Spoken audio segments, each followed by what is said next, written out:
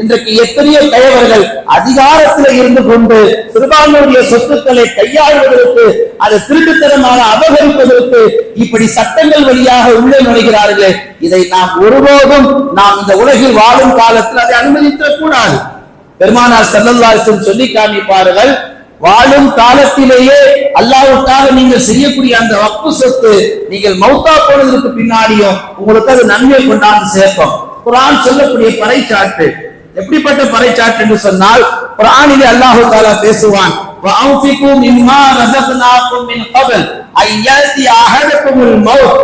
ஒரு மனிதனுக்கு மௌத் வரைக்கும் அல்லாஹ் தஆலா வாய்ப்பு தந்திருக்கிறான்.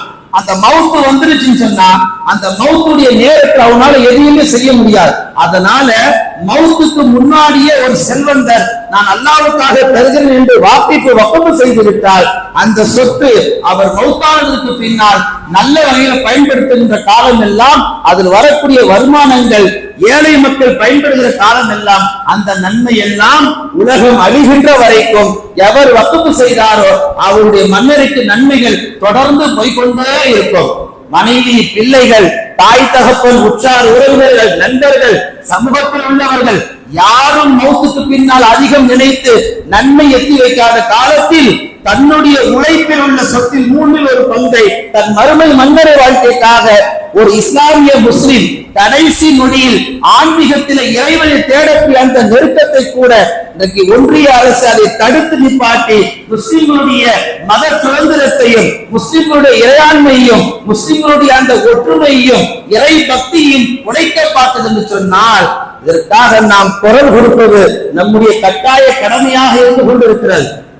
உஸ்மான் ரலியல்லாஹு தஆலா அவருடைய சொத்துக்களை நீங்கள் கணக்கிட்டு பார்த்தால் ஏறக்குறைய நிறைய சொத்துக்கள். இன்னைக்கு சவுதி அரேபியால நீங்க போய் பாருங்க, உம்ரா ஹஜ்ஜுக்கு போனவங்களுக்கு தெரியும், அநேகமான ஹோட்டல்கள் எல்லாம் உஸ்மான் ரலியல்லாஹுடைய பேர்ல இன்றைக்கும் வக்ஃபாக இயங்கிக் கொண்டிருக்கிறது.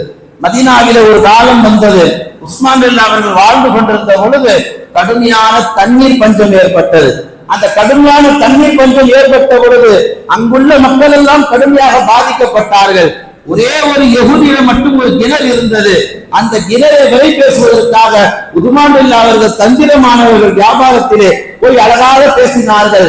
மக்கள் எல்லாம் கஷ்டப்படுகிறார்கள், உங்களுடைய கிணறை என்ன விலை என்று சொன்னால் அதை நான் வாங்கிக் கொள்வேன் என்றார்கள்.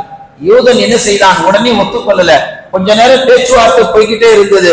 ஒரு கட்டத்தில் யூதன் சொன்னான், வேண்டுமானால் பாதி கிணறை நான் விற்க தயார் என்று சொன்னான். உஸ்மான் ரலியல்லாஹு அவர்கள் அதே போன்று பணத்தை கொடுத்து விட்டு பாதி கிணறை விலை பேசினார்கள். விலை பேசிவிட்டு இப்படி சொன்னார்கள்,